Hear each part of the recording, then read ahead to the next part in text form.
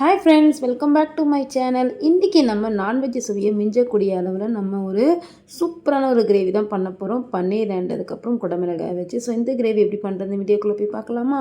First அதுக்காக இந்த மாதிரி ஒரு பேன் எடுத்துக்கோங்க, அகலமான பேனு. இதில் வந்து நான் எண்ணெய் சேர்த்துக்கிறேன். ஒரு 3-4 டேபிள் ஸ்பூன் எண்ணெய் சேர்த்துக்கோங்க. இப்போ எண்ணெய் நல்லா சூடாகி வந்ததுமே இதில் வந்து நம்ம குடமிளகாயை சேர்க்க போகிறோம்.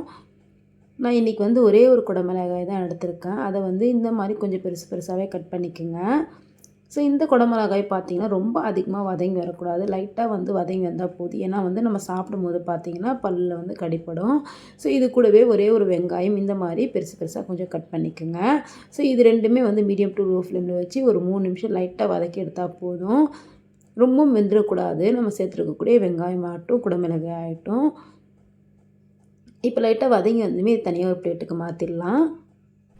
இப்போ எண்ணெய் அதிகமாக சேர்த்துட வேண்டாம், ஆல்ரெடி அந்த கடாயில் இருக்க எண்ணெயே அப்படியே இருக்கட்டும். இப்போ இது கூட வந்து நம்ம கொஞ்சமாக வந்து மிளகாய்த்தூளும், அதாவது ஒரு 1/2 டேபிள் ஸ்பூன் அளவு மிளகாய்த்தூளும், ஒரு 1/4 டேபிள் ஸ்பூனுக்கும் கம்மியாக வந்து மஞ்சள் தூள் மட்டும் நான் சேர்த்துக்கிறேன். இப்போ இது 2 பொருளும் சேர்த்துமே நல்லா இந்த எண்ணெயில் மிக்ஸ் பண்ணிக்கலாம் ஃப்ரெண்ட்ஸ். நல்லா இந்த மாதிரி மிக்ஸ் பண்ணதுமே பார்த்திங்கன்னா நம்ம பன்னீர் இப்போ இந்த ஸ்டேஜில் சேர்த்துக்கலாம். ஸோ நீங்கள் வந்து மிளகாய்த்தூள் மஞ்சள் தூள் போடும் பார்த்திங்கன்னா அடுப்பு வந்து ரொம்ப மீடியம் டு லோ ஃப்ளேமில் வச்சு தான் நீங்கள் போடணும். இல்லைனா வந்து நம்ம சேர்த்துருக்கக்கூடிய மிளகாய்த்தூள் மஞ்சள் தூள் கரிஞ்சிடும். ஸோ ரொம்ப மீடியம் டு லோ ஃப்ளேமில் வச்சுட்டு இப்போ பாருங்கள் நல்லா மிக்ஸ் பண்ணதுமே நம்ம பன்னீரை வந்து இது கூட சேர்த்துக்கலாம். இது வந்து நல்லா கொஞ்சம் இந்த எண்ணெயிலே வந்து ஃப்ரை பண்ணி எடுத்துக்கலாம் ஃப்ரெண்ட்ஸ். ரொம்ப அதிகமாக ஃப்ரை பண்ணிடுவேன்னா உடஞ்சிரும். ஸோ லைட்டாக இந்த மாதிரி திருப்பி திருப்பி விட்டு ஃப்ரை பண்ணி எடுத்தாலே போதும். ஃப்ரை ஆகி வந்து நம்ம பன்னீரை வந்து தனியாக எடுத்துக்கலாம். ஸோ இப்போ தனியாக ஒரு பிளேட்டுக்கு மாற்றியாச்சு. அதே பேனில் வந்து நம்ம கொஞ்சமாக இஞ்சி, நம்ம இதுக்கு வந்து இஞ்சி பூண்டு விடுது சேர்க்குறத விட இந்த மாதிரி இஞ்சியை வந்து நீங்கள் வதக்கினதுக்கப்புறம் அரைச்சி நீங்கள் சேர்த்து பாருங்களேன், டேஸ்ட்டாக இருக்கும் இந்த கிரேவி. ஒரு பாதி இஞ்சி தான் நான் வந்து எடுத்திருக்கேன். அதுக்கப்புறம் வந்து கொஞ்சமாக வந்து பூண்டு சேர்த்துக்கலாம். இப்போ அதே பேனில் வந்து கொஞ்சமாக இஞ்சியும் ஒரு 6 பல் பூண்டும் மையம் சேர்த்துருக்கேன். இப்போ இஞ்சி பூண்டு சேர்த்ததுக்கப்புறம் வந்து வெங்காயம் சேர்த்துக்கலாம் ஃப்ரெண்ட்ஸ். இப்போ இது வந்து நல்லா வதக்கிட்டு அரைச்சி எடுக்க போகிறனால தான் நான் வந்து கொஞ்சம் பெருசு பெருசாகவே இந்த வெங்காயம் கட் பண்ணேன். ஸோ இந்த மாதிரி லைட்டாக நல்லா வதக்கி விட்டுக்குங்க ஃப்ரெண்ட்ஸ். நீங்களுமே உங்கள் வீடுங்களில் கண்டிப்பாக வந்து செய்து பாருங்கள். இது வந்து நம்ம சாதத்துக்கு, சப்பாத்திக்கு, இடியாப்பம் இதுக்கெல்லாமே வந்து நம்ம இந்த மாதிரி வச்சு சாப்பிட்லாம். செம்ம டேஸ்ட்டாக இருக்கும்.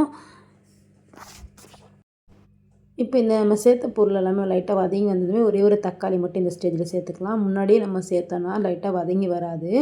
அதே மாதிரி இந்த வெங்காயத்துடைய பச்சை ஸ்மெல் வந்து போகாது. ஸோ அதனால் தான் வந்து கொஞ்சம் நேரம் வதக்கி எடுத்ததுக்கப்புறம் நான் தக்காளி சேர்த்தேன். இப்போ இதுவுமே நல்லா இந்த மாதிரி வதக்கி எடுத்துக்கலாம் ஃப்ரெண்ட்ஸ். இப்போ வதக்கினதை தனியாக ஒரு பாத்திரத்துக்கு மாற்றிடலாம். இப்போ அதே பேனில் வந்து நான் எண்ணெய் சேர்க்க போகிறேன் ஃப்ரெண்ட்ஸ். எண்ணெய் சூடானதுமே 1/4 டேபிள் ஸ்பூன் கம்மியாக சீரகம் சேர்த்துருக்குறேன். இதில் வந்து நம்ம பட்டை, ஏலக்காய் இதெல்லாம் பிரியாணிக்கு எப்படி சேர்ப்போமோ அதேமாரி தான் இதில் சேர்க்கணும். அப்போ தான் நல்லா டேஸ்ட்டாக இருக்கும். இப்போ இதில் வந்து பிரியாணி இலை, அதுக்கப்புறம் வந்து கிராம்பு, ஏலக்காய், பட்டையுமே சேர்த்து நல்லா வதக்கிக்கோங்க ஃப்ரெண்ட்ஸ். இப்போ இது வதங்கி வந்ததுமே இதில் வந்து நம்ம சின்ன வெங்காயம் சேர்த்துக்கலாம். ஸோ நம்ம நார்மலாக பெரிய வெங்காயம் சேர்க்குறது இந்த மாதிரி குட்டி குட்டி வெங்காயம் வந்து நீங்கள் சேர்த்து செஞ்சு பாருங்கள், நல்ல டேஸ்ட்டாக இருக்கும் ஃப்ரெண்ட்ஸ்.